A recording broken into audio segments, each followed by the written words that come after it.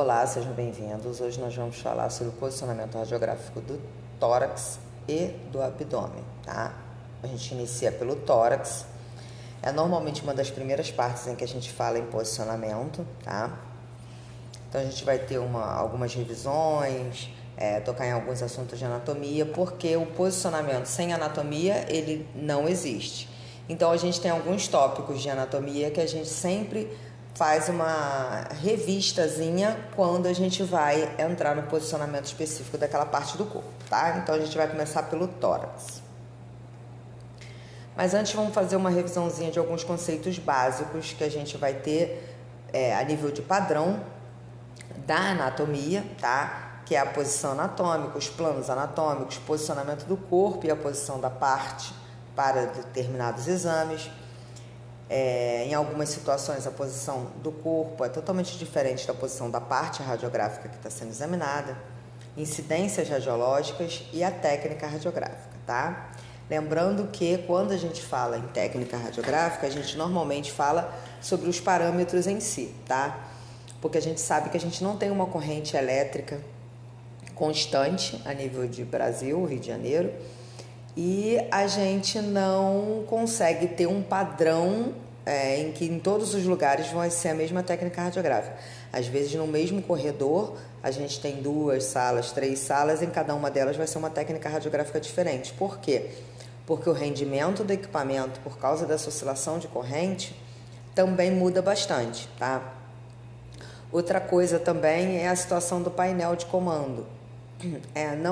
Não chega a ser nem válido a gente ensinar o painel de comando isso, porque dependendo do fabricante, do modelo do equipamento, esse painel muda muito. Então é melhor falarmos sobre os parâmetros, sobre quem faz o que em quais situações, e diante de qualquer painel, sabendo como aqueles parâmetros funcionam, a gente consegue lidar bem com o painel, tá? Então normalmente essas parcelas pequenas do processo, elas são adaptações à rotina, a equipamento diferenciado, sistema operacional às vezes é diferente de marca para marca, de modelo para modelo, tá? Então essas variantezinhas a gente se adapta iniciando no serviço.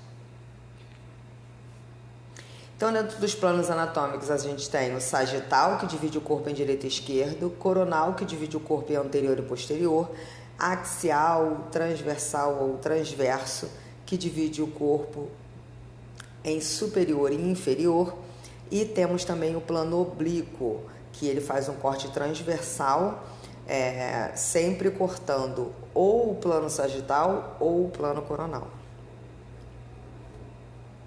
Então, ortostática é quando o corpo é apresentado de pé, tá? Decúbito é quando está deitado. Lateral pode ser em pé ou deitado, sendo que em pé a gente fala só lateral e deitado a gente fala decúbito dorsal. Desculpa. Decúbito lateral. Decúbito dorsal é quando está deitado de barriga para cima. E as oblíquas também podem ser tanto em pé quanto deitadas. Em relação à posição da parte anatômica, a gente tem abdução e adução, flexão e extensão. Todas duas vão aproximar ou afastar o membro do eixo ou do corpo inteiro. Então, medial é em direção ao centro do corpo ou em direção ao plano mediano ou linha média. Por exemplo, a face medial do antebraço é a mais próxima do plano mediano.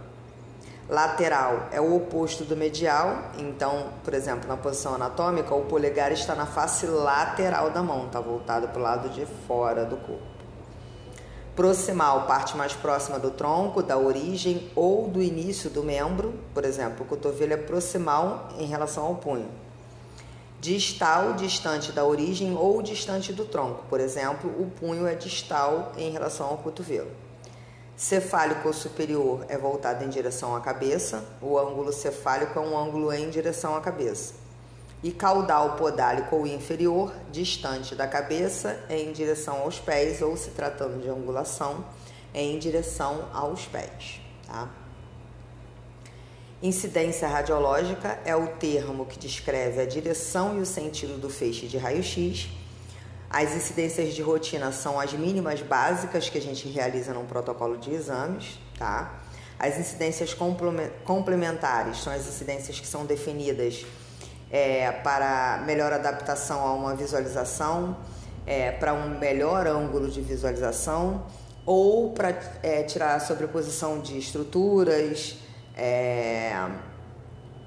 para poder permitir ao médico uma outra visão, um acréscimo visual para o diagnóstico desse exame que está sendo realizado, tá? Pelo menos, no mínimo, 2 incidências precisam ser realizadas. Então, as incidências da rotina básica, elas têm 2 ocorrências, tá? Em alguns locais você vai ter diferença de protocolo de rotina. Tem as 2 básicas, que a gente brinca aqui, as do livro, que é sacramentado e sagrado, e às vezes por causa do como o médico gosta de visualizar aquela imagem para laudar, uma outra imagem faz parte do protocolo. Um exemplo bem comum dessa variação é ombro, seios da face. Em alguns locais a rotina para ombro é rotação interna e rotação externa, em outros é rotação neutra, interna e externa, em outros é rotação interna, rotação externa e perfil de escápula. Então a gente tem as 2 básicas, rotação interna e externa, e as variações com acréscimo visual, tá? Então, a gente tem as 3 razões básicas para poder ter no mínimo 2 incidências. Sobreposição de estruturas anatômicas, para a gente poder tirar essa visualização sobreposta e dar uma melhor qualidade visual. Localização de lesões ou corpos estranhos. Por exemplo, o paciente recebeu um PAF no tórax, perfuração por arma de fogo. No AP ou no PA, a gente consegue ter uma visualização de localização. Superior, inferior, lateral, medial. E quando a gente realiza o perfil desse tórax, o médico consegue ter noção visual de profundidade. Então ele consegue saber a que profundidade dentro da caixa torácica se encontra esse PAF, tá? Então 2 incidências mínimas dentro da minha rotina conseguem passar para o médico uma qualidade visual diagnóstica bem mais alta. Então, quando a gente está em ortostática, a gente tem o PA ou o AP, e também o lateral e também oblíquas, tá? Mas, quando o paciente está em ortostática, a gente utiliza sempre a referência que ele está em PA ou em AP.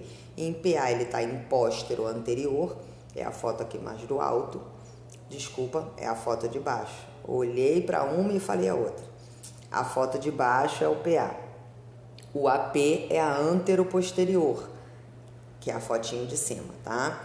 Então, esse PA e esse AP, a primeira letrinha, a gente diz que é onde o raio está incidindo. Então, quando ele está em PA, o raio incide na região posterior e sai na região anterior. Então, é um póstero anterior. E quando ele está em AP, o raio central incide na região anterior e sai na região posterior, um antero posterior. Da mesma forma, em relação às laterais e às oblíquas. Quando é um lateral esquerdo, o lado esquerdo está mais próximo do receptor de imagem. Quando é um direito, o lado direito está mais próximo. Nós temos oblíquas anteriores, direita e esquerda, e posteriores, direita e esquerda. Da mesma forma, quando as oblíquas são anteriores, por exemplo, oblíqua anterior direita, a parte anterior do lado direito está mais próximo do receptor. Se for, por exemplo, uma oblíqua posterior esquerda, a parte posterior esquerda do corpo está mais próxima do receptor de imagem, tá? Então, a nomenclatura do posicionamento, ela sempre tem como referência a ampola de raio-x e o receptor de imagem, tá? Então, quando a gente tem a técnica radiográfica, a gente tem o KV e o MAS, tá? Então, para calcular o KV, a gente tem a espessura vezes 2 mais a constante do aparelho. Então a gente mede a espessura da região que a gente está examinando, multiplica por 2 e soma na constante do aparelho, que gira em torno de 30, 40, mas a maioria dos aparelhos tem uma constante 30. E essa variável você fazendo com 30, como a maioria dos aparelhos tem essa média de 30 de constante, você não vai ter uma variação muito grande não, tá? Lembrando que a gente também tem, dentro desse valor de constante, a gente tem a oscilação de corrente, tá? Então, eu não vou poder utilizar aquela regra de valor que, por exemplo, faz tantos kVs para tórax, em qualquer lugar que eu for vai ser tantos kVs. Vai ser uma média dentro daquilo ali por causa do cálculo e porque a constante do aparelho não varia tanto assim. Mas a gente tem o rendimento do equipamento. Então, dependendo da corrente com que ela é alimentada, ela tem um rendimento mais baixo. E aí, automaticamente, esse kV vai aumentar um pouquinho. Mas, por exemplo, uma média é em torno de 80 a 100 kVs. É uma diferença bem grande de 80 para 100, tá? A nível de kV. Mas, normalmente, no mesmo corredor, a variação entre uma máquina e outra que a gente tem é essa aí, tá? Por causa dessa corrente não ser constante. Então, a gente tem o grau de enegrecimento, tá? Densidade óptica da imagem radiográfica. E quando a gente tem o MAS, que é a corrente, o MA, mas o tempo de exposição, eu vou determinar o tempo que vai ficar emitindo aquela quantidade de radiação que eu determinei, tá? Então, dentro das incidências do tórax, nós vamos fazer algumas revisõezinhas. Nós temos aqui o padrão anatômico que a gente quer visualizar dentro de um raio-x de tórax. Então, a gente precisa do pulmão amplamente distendido. Então, a gente solicita ao paciente para respirar fundo e prender a respiração. Nesse ato, a gente consegue visualização de 10 pares, no mínimo, de arcos costais, tá? Com o pulmão totalmente preenchido. E aqui a gente consegue ver bem isso, tem 10 aqui. A gente tem externo, que vai estar lá, mas não vai ser visualizado por causa da sua densidade pequena. Clavículas, escápulas, parte proximal do húmero, formando a articulação do ombro. Sistema respiratório alto, a gente vê a sombra da área cardíaca, porque o coração tem uma densidade muito alta e ele absorve muita radiação. No raio-x de tórax para pulmão, a gente só vê a sombra da área cardíaca. Vasos da base, o diafragma também está lá, apesar da gente não ter uma boa visualização dele. A gente tem o fígado, a gente tem o estômago e a gente tem uma parte do intestino. Tudo isso aparece na radiografia, só que ela não tem uma qualidade visual, principalmente para gente que não tem a vista treinada para isso, tá? Ela não tem uma qualidade visual para que a gente observe nitidamente a existência das regiões anatômicas presentes na imagem, tá? Mas elas estão lá. Dependendo da densidade de cada estrutura, eu vou visualizar apenas um sombreamento, às vezes eu não vou observar nenhum detalhe. Então, a nível de raio-x convencional, a maioria dessas estruturas eram realizadas com exames contrastados, tá? As ditas partes moles ou vísceras. Então, a gente tem aqui os biotipos e nesses biotipos a gente consegue visualizar a distribuição dos órgãos e a variação anatômica que a gente vai ter entre as pessoas. Então, o que é de caixa torácica está dentro da caixa torácica, mas distribuído de forma diferente. O que está no abdômen continua no abdômen, mas distribuído de formas diferentes. Então, né, no nosso caso aqui, o tórax, ele determina se o nosso filme vai ser na horizontal ou no transversal, dependendo do biotipo do paciente, que a gente vai ter um tórax mais largo ou um tórax mais comprido, tá? Então, ele determina se o nosso receptor de imagem vai ser colocado na horizontal ou na transversal, tá?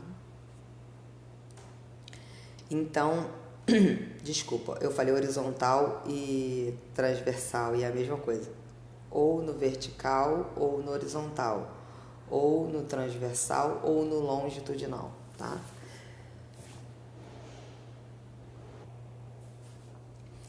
Então, aqui a gente tem uma distribuição de como o pulmão vai ficar cheio de ar ou vazio, tá? Na inspiração ou na expiração. Então, a gente solicita ao paciente para respirar fundo e prender a respiração para que a gente tenha uma melhor distribuição do pulmão dentro da caixa torácica. Perceba a drástica diferença do pulmão cheio de ar e do pulmão vazio. Então, os exames de tórax para um paciente cooperativo, ou seja, um paciente que não tem nenhuma situação que impossibilite, ele vai ser realizado em ortostática, em PA, e o perfil será o do lado esquerdo, tá? Primeiramente, por quê? Porque a gente precisa evitar a ampliação da área cardíaca nesse exame. Então, a gente realiza em AP.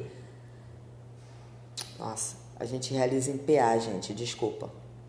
A gente realiza em PA o tórax para aproximar a área cardíaca do receptor de imagem e a gente faz o perfil esquerdo pelo mesmo motivo, para aproximar a área cardíaca da região de exame, tá bom? Também para uma melhor visualização de níveis líquidos ou níveis hidroaéreos, tá? Na região do tórax. Então, permite um melhor deslocamento do diafragma com o paciente em ortostática, mostra a possível presença de níveis de ar e líquido no tórax e previne o engurgitamento e a hiperemia dos vasos pulmonares, tá? Então, a distância foco-filme para esse exame é 1,80. Alguns aparelhos já estão saindo de fábrica a 1,50, tá? Porque foi percebido que com 1,50 a gente consegue alcançar o objetivo, que é compensar a distorção causada pela divergência do feixe de raio-x. Então, a gente tem, agora que a gente tem esses trilhos com apenas 1,50 de distância, a gente tem essa distância foco-filme para o tórax entre 1,50 a 1,80, ok? Proteção radiológica, a gente tem a colimação adequada. Atualmente, que a gente usa o método digital para aquisição de imagens, a gente consegue ter uma técnica radiográfica bem mais baixa do que a gente tinha anteriormente. Então, a colimação consegue dar um excelente padrão de proteção radiológica para o paciente, tá? Sempre que for necessário que alguém contenha o paciente, essa pessoa vai receber o avental de chumbo. Tô com qualquer problema no meu colimador não tá fechando legal, por exemplo, a lâmpada do colimador queimou. Eu, no momento, tô sem lâmpada de colimador. Eu não consigo ficar fechando e abrindo o colimador porque eu perco o parâmetro, não consigo visualizar, porque a luz me guia isso. Então, eu automaticamente preciso trabalhar com a colimação toda aberta, para que não ocorra de eu perder uma imagem porque cortei por causa dessa ausência da lâmpada do colimador, tá? Então, nesses casos, eu vou trabalhar com a colimação aberta. Nessas situações, eu vou fornecer o avental de chumbo ao paciente, tá? Então, aqui a gente tem uma radiografia de tórax totalmente dentro dos padrões. A gente tem 10 pares de arcos costais bem visualizados, o músculo diafragma bem posicionado, sombra da área cardíaca, ápices pulmonares livres, uma boa diferença de tons entre a imagem. Eu consigo visualizar partes moles, eu consigo visualizar parênquima, consigo visualizar ossos. Então, eu tenho um excelente padrão visual aqui nessa radiografia, ok?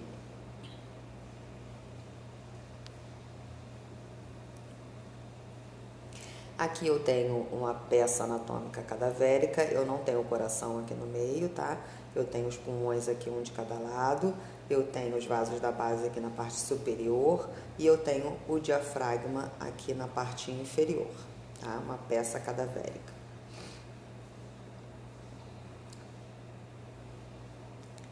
Então, quando a gente realiza um tórax, a gente tem dentro dos padrões de técnica utilizar um MA alto por um tempo curto, MAS baixo e o KV vai ser alto.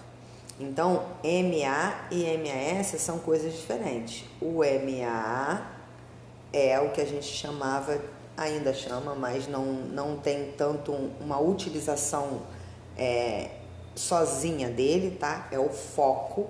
Então, a gente tem foco fino e foco grosso, basicamente, tá? Então, o foco fino normalmente a gente utiliza para ossos e o foco grosso a gente normalmente utiliza para partes moles, tá? Então, esse MA é a miliamperagem. Quando ele é MAS, é quando eu faço a miliamperagem pelo tempo de exposição. MAS, miliampere por segundo, tá? Então, quando a gente faz tórax, o foco é alto, o foco é grosso, foco de 200, mas o tempo é curto. Então, o meu MAS é baixo e o meu KV é alto. Então, por exemplo, eu teria num tórax 80 KVs e 8 MAS num foco de 200, tá? O que seria o contrário disso, por exemplo? O contrário não chega a ser o contrário, mas o que seria diferente disso? Num abdômen, que eu tenho muitos órgãos com densidade diferentes para absorver radiação, então eu preciso de um MAS mais alto.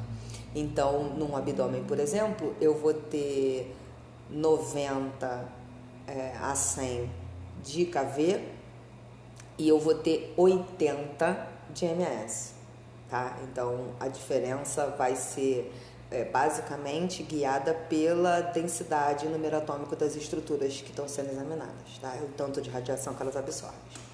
Então, os critérios de adequação da técnica para as incidências laterais, elas são mantidas. Então, quando eu coloco em perfil, eu dobro a espessura da região que eu estou examinando, tá?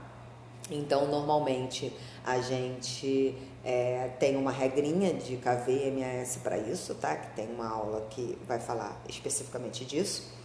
O objetivo é visualizar o parênquima pulmonar, demonstrando as estruturas retrocardíacas e os contornos de forma tênue das vértebras médias e superiores e as costelas posteriores. A distância foco-filme é de 1,80, mas a gente já sabe que é de 1,50 até 1,80 atualmente, para diminuir o efeito da distorção e da ampliação da área cardíaca. Tá? Então, é uma compensação que a gente faz. Então, a gente instrui o paciente para executar a inspiração profunda, o máximo da capacidade no momento, visando a expansão pulmonar adequada. Preciso tomar cuidado com pacientes que tenham alguma dificuldade respiratória, tá? Porque eles podem sentir vertigem nesse momento e ter uma queda, então preciso ficar de olho no paciente. Em caso de um paciente debilitado, realizar uma simulação de inspiração antes da realização do exame. Eu sempre digo que a orientação do paciente ele é quase 70% do meu exame, tá? Então, um paciente bem orientado, ele restringe a movimentação em momentos errados, ele é bem mais colaborativo, e por ele saber o que pode e o que não pode fazer, a possibilidade de ele fazer o que não precisa ou o que não pode fazer é bem menor, tá? Então, eu sempre busco passar uma boa orientação ao paciente, que eu evito diversas intercorrências no meu exame, tá bom? E o comando expire profundamente e prenda a respiração, respire fundo e prenda, enche o pulmão de ar e prenda, tanto faz, tá bom? O que for compreendido pelo paciente é o que é válido. Deve ser ampliada de maneira pausada e bem articulada, permitindo ao paciente a correta interpretação e execução sincronizada com o disparo de raio-x. Observação para adequar a linguagem do comando ao nível de informação que o paciente tem, ao nível de entendimento do paciente, tá? Então, aqui a gente tem novamente essa demonstração de como o tórax vai se distribuir dentro de uma radiografia. Aí aqui explica direitinho, radiografia PA de tórax. Tá? Então, a gente tem a distribuição da anatomia aqui. Aqui a gente tem o perfil de tórax, a mesma coisa, tá? A distribuição da anatomia nesse perfil de tórax. Aqui a gente tem as incidências básicas e de rotina no tórax. As básicas são o PA e o perfil esquerdo, e as especiais, decúbito dorsal ou semi-ortostática, decúbito lateral em AP, apico-lordótica, AP-lordótica ou método de Flechner, oblíquas anteriores e posteriores direita e esquerda, e o decúbito lateral ou esquerdo com raios horizontais, que também pode ser chamado de Laurel. Então, a gente vai ter o tamanho do filme, que normalmente é utilizado é 35 por 43, tá? Distância foco-filme de 1,50 a 1,80. e normalmente a gente realiza o PA, mas nós temos também o AP de tórax, comumente realizado em pacientes de leito.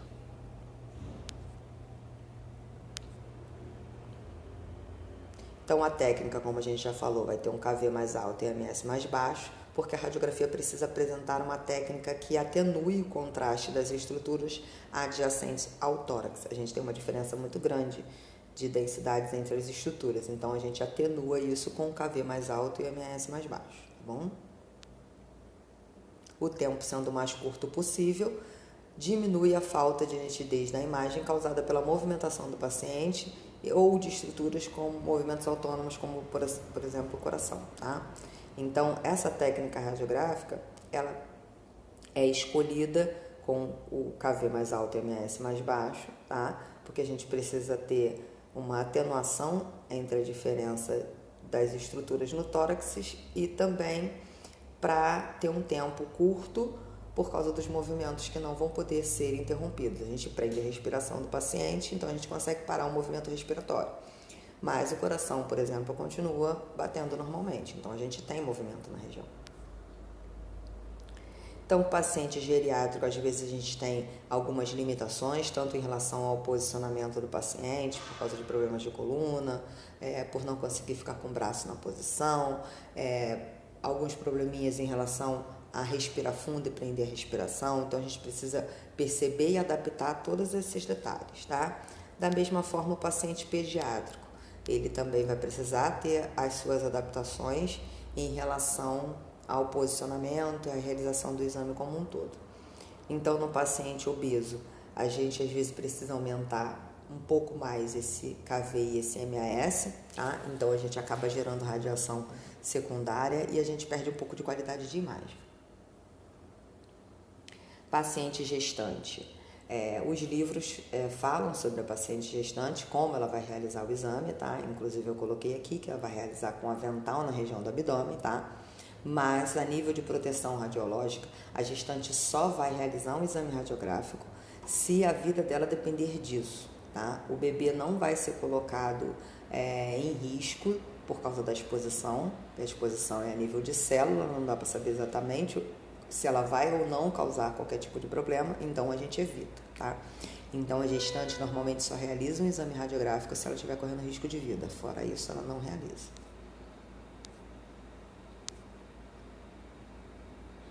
Então, normalmente, quando a gente realiza um raio-x de tórax numa criança chorando, a gente deixa ela chorar um pouquinho e espera ela retomar o fôlego para chorar mais um pouco.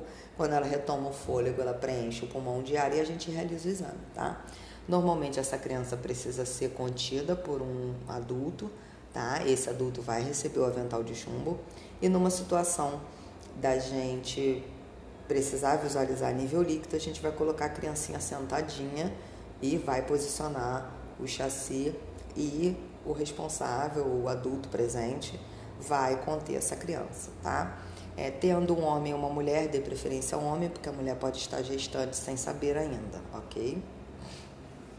Evitem os funcionários do hospital para conter o paciente, tá? Porque eles estão no ambiente de trabalho correndo um risco que não faz parte da sua atribuição naquele momento, tá? Então evite pedir ao maqueiro, evite pedir enfermagem, procure sempre um acompanhante do paciente que se apresentou ao setor. Situação que às vezes é bem adversa, mas acontece. A mãezinha leva o filhinho ao hospital, mas ela está gestante, solicita raio-x e ela não está com acompanhante. Aí é uma situação totalmente fora dos padrões de normalidade. Aí a gente vê a melhor forma que a gente vai resolver isso, tá? E se a gente for pedir para algum trabalhador do hospital nos auxiliar nesse momento, a gente fornece o avental de chumbo normalmente, tá? Mas sempre evitar os funcionários do hospital. Aí aqui a gente vê, ó, o nívelzinho no pulmão.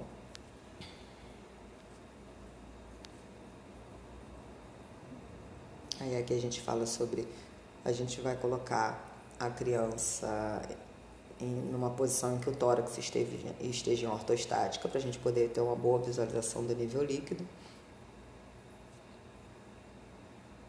A paciente com mastectomia, às vezes a gente precisa fazer 2 radiografias, porque a paciente retirou uma das mamas na mastectomia, e aí a absorção de radiação vai ser diferente nos lados. Então, às vezes a gente precisa fazer uma nova radiografia para poder compensar, por exemplo, aqui nessa radiografia, em que do lado aqui esquerdo, a gente teve um sombreamento grande por causa da mama e o outro lado está bem mais nítido.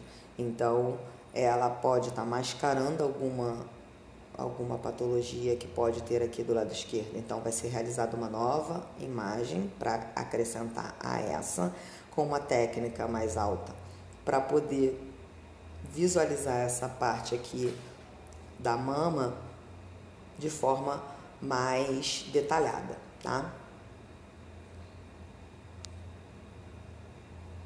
Então, a gente tem aqui uma imagem de uma massa no tórax, em que a gente ainda não sabe o que é. Então, isso é uma massa pulmonar, tá? Ela tem opacidade, quase que não sai, razoável, circunscrita na base do pulmão esquerdo, medindo 3 centímetros. Esse circunscrita é como se fosse para dizer que ela é um círculo perfeito, ela não tem irregularidades, tá? Então, aqui a gente tem o total oposto daquela, em que a gente tem uma estrutura bem pequenininha, a gente tem um nódulo no pulmão, então também tem uma opacidade razoável, ou seja, é bem visível, apesar de ser pequeno, circunscrita, bem circularzinha, não tem muita irregularidade, também na base do pulmão, medindo menos de 3 centímetros, na verdade, possivelmente milímetros. Então, aqui nós temos uma incidência para visualização de ápices pulmonares, tá? Que é a incidência de Fleischner ou ápice lordótico, em que a gente tem um nódulo no ápice do pulmão, tá? Então, foi feita essa incidência adicional para que o médico tivesse uma melhor visualização dessa região.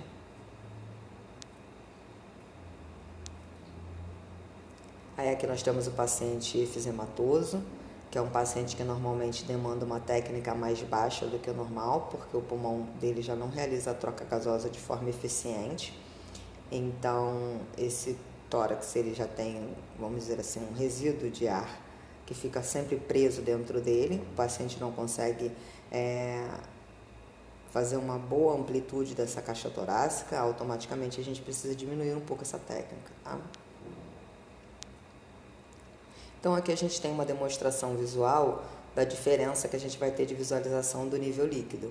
Quando está em ortostática, a gente tem uma boa definição do nível e de localização. E quando está deitado, a gente tem esse líquido espalhado, a gente não consegue saber exatamente a região onde ele se encontra, nem quantidade exata, e dependendo da estrutura anatômica que tem na frente, ela vai mascarar esse nível. Ah, então, a gente opta sempre fazer em ortostática porque a gente tem um melhor padrão visual para esse nível. Então, a gente para por aqui. Teremos uma segunda parte onde a gente inicia os padrões de posicionamento do tórax, tá? Espero que vocês tenham gostado. Até a próxima.